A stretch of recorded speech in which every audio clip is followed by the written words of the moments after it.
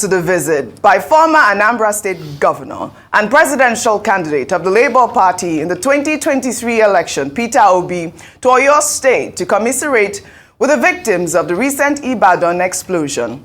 Peter Obi was accompanied by activist and politician Aisha and some Labour Party chieftains. They met with the governor of the state, Makinde, who thanked Obi for the visit and claimed that out of the 3 politicians who contested for the 2023 elections, the presidential candidate of the People's Democratic Party, ATIKU, has not called or even sent a condolence text message over the explosion. Particularly grateful because the president called me. You are 3 musketeers that went for that election. The president has reached out to me. You have reached out to me. But my own party candidate, not even a call or a text message. I mean, I'm saying it openly so that our leaders will know that you have time for politics, you have time for governance, and you have time for humanity. We want to say thank you so much, sir, and we appreciate this visit.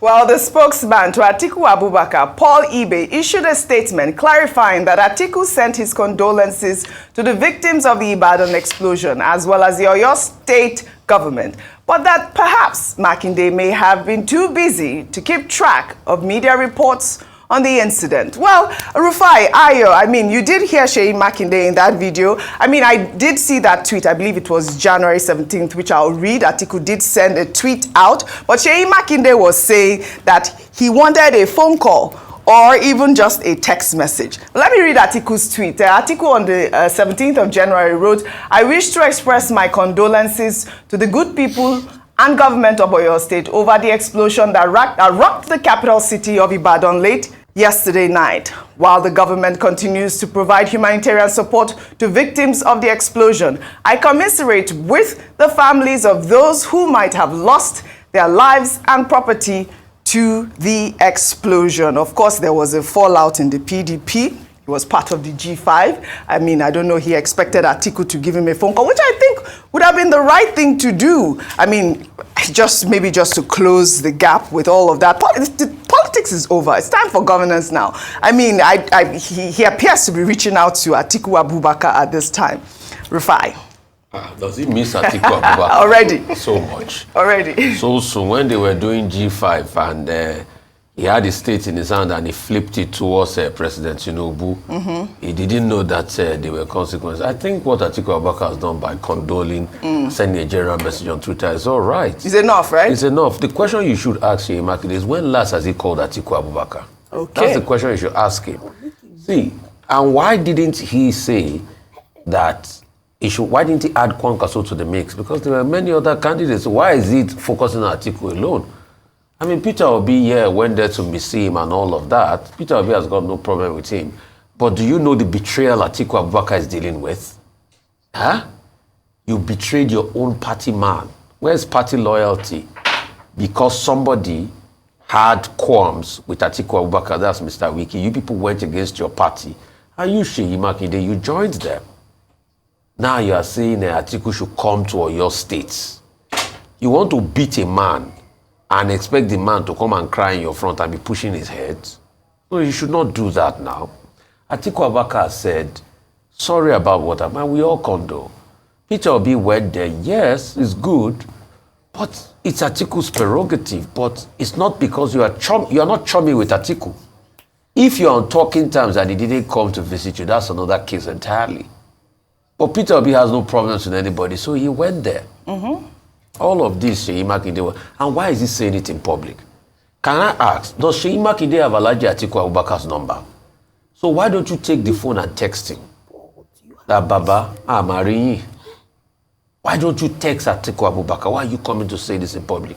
So let me tell you something now, Oji. I put it to you that it is now Makinde that is playing politics with the sufferings of Oyo people that were attacked in that explosion.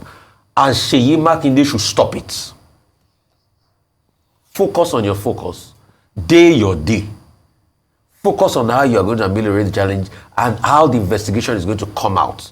And how we can bring people, succor back to the people. At least how we can start to help those people to get relocation places. And how we can also advertise the need for insurance. I doubt if most of those homes are insured. And ensure that, we condole with those people properly. Not now bringing into the fact that ATIKU Abubakar didn't call you. Now you are the one that is turning this into politics. As against what he said, that the type of politics, now you are the one that is bringing politics into it. Because also you could have equally mentioned the other candidates. You could have equally mentioned Kwankwaso. You could have equally mentioned all the other candidates that ran in the election. And they were not three main candidates. Kwankwaso he said three musketeers. It's an insult to Kwankwaso because Kwankwaso too got over 1 million votes. 1 million is a large amount. It's a lot of votes. It's a lot in an election where the grand winner was 8 million or thereabout. Kwankwaso took over one. You could have mentioned Kwankwaso names. So Sheja should watch it. All right.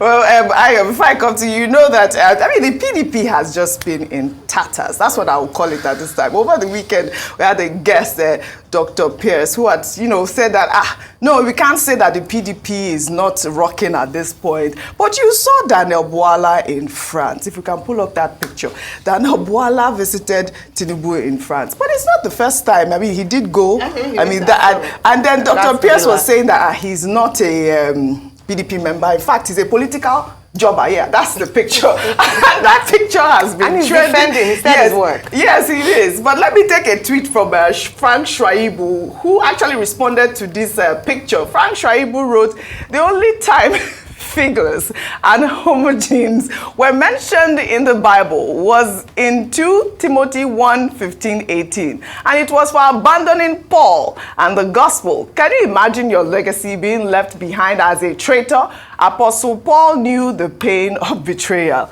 He also knew the comfort and camaraderie. Dr. Pierce has said Daniel Bwala is a political jobber at this point. But, the PDP, there's no more G5. It's now G1. And that the head of that G1 is Minister Governor Wike. Well, from that visit of, and the statement of Mr. Peter Witu, Governor Makinde, obviously the G5 is not dead yet. There are still remnants of the G5, hence why he would make such a statement to the presidential candidate or about the presidential candidate of his party.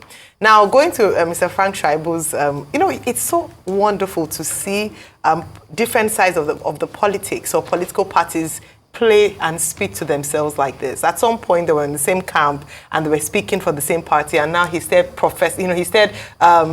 quoting Bible scriptures to describe the betrayal. But before it brings me to your point about what Alhaji ATIKU Abubakar must be going through, especially with regards to the level of betrayal. But this is politics, and we've seen it happen year after year, whereby there are no permanent friends or enemies, just permanent interests. And that's what Daniel Bwala has done. He has just aligned with his interest as it currently stands with the current president of Nigeria. However, there's a lot to be said then about character, integrity, whether you want to trust him fully, because if you could, he said many unprintable things about President Bola Ahmed Tinubu during the campaign season, and to see them now shoulder to shoulder, smiling, well, I hope that President Tinubu will eat with him with a long stick, because anything can happen. If he loses the second term and is with another person, Daniel Bwala might very well just move camp again and say it's not politics, it's just the way it works. But let me go back to the first statement by Mr. Governor Makinde.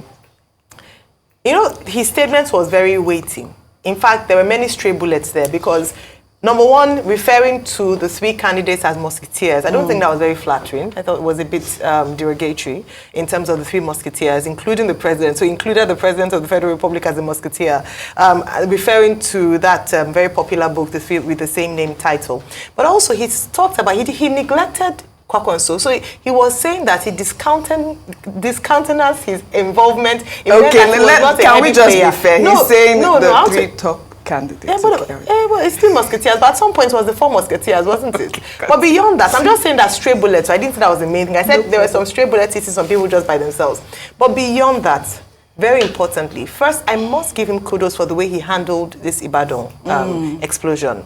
He was very on top of things, and he gave consistent updates on his social media platform. The same social media platform that is not now sufficient for him in terms of Alhaji Atiku Abubakar sending his commiserations and condolences to him and the state. I think it was a cheap tactic, and he should deviate from that. He's a very popular governor. The people seem to like him a lot. He's done quite a lot, a bit for the people of Oyo State and, just governing the state. So he should move away from that. But then I must also commend Mr. Peter Obi for being a statesman in every sense of the word, and representing or changing the face of opposition as we know it in Nigeria, especially with regards to being very involved in matters concerning people, visiting, giving, making the right move. Say what you may, might be politics, whatever, but he's doing the right thing. This is what we called for the president to do when there were instances in different parts of the country where we said, show up, show empathy, let the people see you, let them see their leader. That is the true mark of a leader who is able to identify with people in their lowest of states,